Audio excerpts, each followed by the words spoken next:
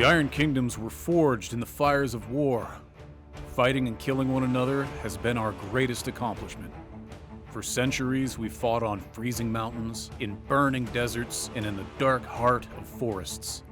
On 100 bloody battlefields, we proved our skill at killing. We thought we'd mastered war. We thought we understood it. But war in the Iron Kingdoms has changed. Every day, a new enemy emerges. New weapons, abilities, and arcane powers. They come rushing out of the deep wilderness and from across 1,000 miles of trackless land. They rise from the forges of smoking foundries and creep forth from our very nightmares.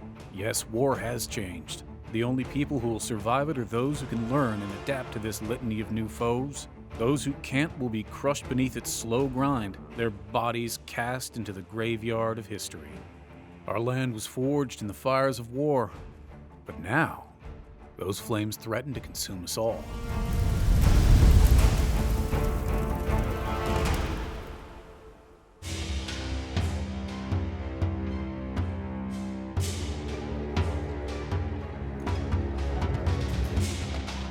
The feral Tharn were once the greatest champions of the Devourer Worm. Their tribes ruled the deep wilderness, feasting on the flesh of their fallen enemies in worship to their bestial god. The priests of Morrow cursed the Tharn. Their numbers dwindled, and for a time, we thought them to be extinct. Something has changed. The curse of the 10 Ills is lifted, and once again, Tharn war parties emerge from the forest to claim a toll of civilization's dead. Able to divine the strands of future and fate from the blood and viscera of her slain foes, the BLOODWEAVER HARUSPEX brings the power of divination to the BLOODWEAVERs who accompany her in battle. Her bloody fortune-telling empowers their strikes with unerring accuracy and lethal potency. Drawing upon the primordial power of the Devourer Worm through bloody sacrifice, the HARUSPEX is able to ward herself and her companions from the lesser magics of her enemies. She empowers her sacred blade to act as a conduit for the very energies of life and death. Fervent adherents to the Devourer Worm, the Tharn's single-minded faith and devotion to their god has seen them blessed with all manner of primeval magic. The enigmatic warlocks of the Circle Orboros have learned to harness this power for their own ends. Tharn blood shamans have become an indispensable tool for the warlocks of the Circle in their ever-expanding wars. Through their connection to the Devourer Worm, blood shamans are able to greatly enhance a warlock's own natural mystic power. The Tharn twins, Bridget and Call, have built their reputation among the Tharn tribes on the backs of untold dead. Born in the first generation of Tharn after the curse of the 10 Ills was lifted and saved their race from extinction, these twins have come to embody a new hope for their race's return. A skilled hunter, Bridget has mastered the use of the heavy Tharn bow. When hunting larger game, she uses her bow to cripple and maim, allowing her brutish brother Call to finish the job with his axe. Together, the pair balances the cunning of the hunter with the brutality and savagery of the greatest predatory beasts. While shamans are common among the Tharn, those with the power to control war beasts as warlocks are almost unheard of. IONA the Unseen is one of those rare few, a huntress who dominates her war beasts as she dominates the Tharn beneath her banner. Of all Tharn, only the mighty Cromac, champion of the Worm, commands her respect and obedience. A peerless hunter, IONA draws on the predatory aspect of the Devourer Worm.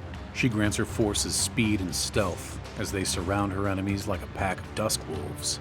IONA employs clever feints and decoys and relishes the sight of her enemies' confusion as her pack slowly encircles them.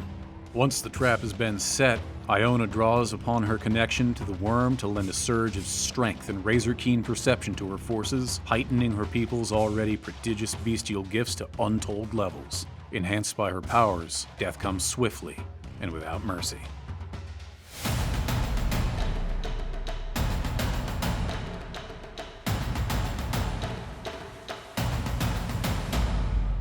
The living Skorne are masterful warriors, but even they can pale in comparison to their exalted dead.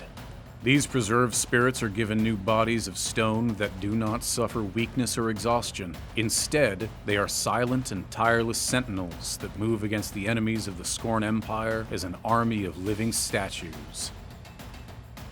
The immortal vessel strides upon the battlefield in stony silence like all its immortal kin.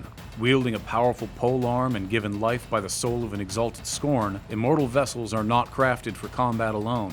Rather, the souls inhabiting immortal vessels are chosen from among the Extoller caste, who are skilled in the arcane arts of the Skorne people and manipulation of spirit energy. This previous talent allows the vessels to act as conduits for Skorne warlocks to channel their own spells through, while the vessel's inhabitant helps enhance and guide the power to its intended target. In life, the Skorne known as ABIDAN was a fearsome warrior. Born of low caste, he rose from slavery to become one of the most feared champions in all of Eastern Immoran, and was preserved as an immortal companion upon his death in battle. Following his exaltation, ABIDAN has not missed a step. His need to fight on behalf of his house has made him one of the most active immortals in centuries. His command over his fellow immortals rivals that of even many of the most experienced extollers. At his silent command, the legions of immortals seek to continue to prove themselves worthy of their eternal preservation.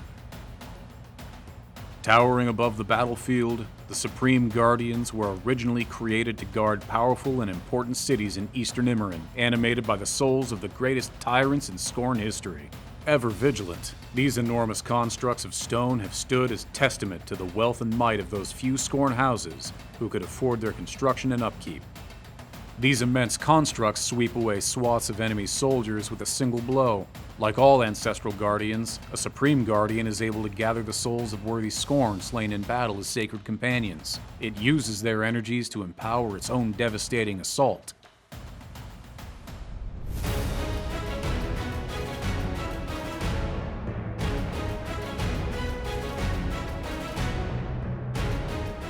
Across the Iron Kingdoms, the Steelhead Mercenary Company trades blood for coin. Like any good mercenaries, we have little concern which side we're fighting for. Phalanxes of steelheads have marched beneath the banners of the Nightmare Empire against the mainland and fought on every side of the wars of the Iron Kingdoms. To remain competitive in the ever-changing face of war, chapters of steelheads constantly seek ways to improve their arsenal. Recruited from disgraced wizards of the Fraternal Order, GREYLORD defectors, and even independent arcanists who crave gold, Steelhead arcanists bring some much-needed magical clout to our mercenary company. Beyond their own magical talents, these arcanists can imbue the weapons of a chapter with arcane power, giving the mercenaries an edge against their more esoteric foes. When the Steelheads need some heavy firepower, they turn to the Artillery Corps. Equipped with field cannons, a cannon crew can punch a hole through the hull of a Cadoran gun carriage or stop a charging warp wolf in its tracks. The mortar crew, on the other hand, can sink explosive ordnance deep into the enemy line, where shells can do the most harm to packed infantry. But when an enemy phalanx comes too close for comfort, the volley gun can drive them back.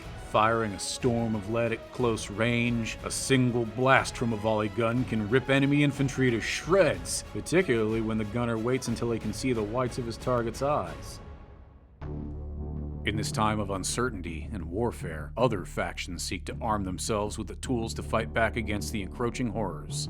Every army in Western Immoran is now locked in a race to put forward new innovation and put out a call to war. Though the star of the ancient Order of the Wall has fallen since the formation of the Protectorate of Menoth, there are still those whose faith compels them to answer its calling. The path to mastering the martial traditions of the famed paladins is long and arduous. To learn how to stand alone as an immovable and unshakable bulwark against even the mightiest foe takes decades to master and a faith in Menoth few possess. Thus, initiates are grouped together to allow them to rely on each other for the strength they might still lack alone. Together, these small brotherhoods become far greater than the sum of their parts, forming an unbreakable wall to repulse any who dare threaten Menoth's faithful.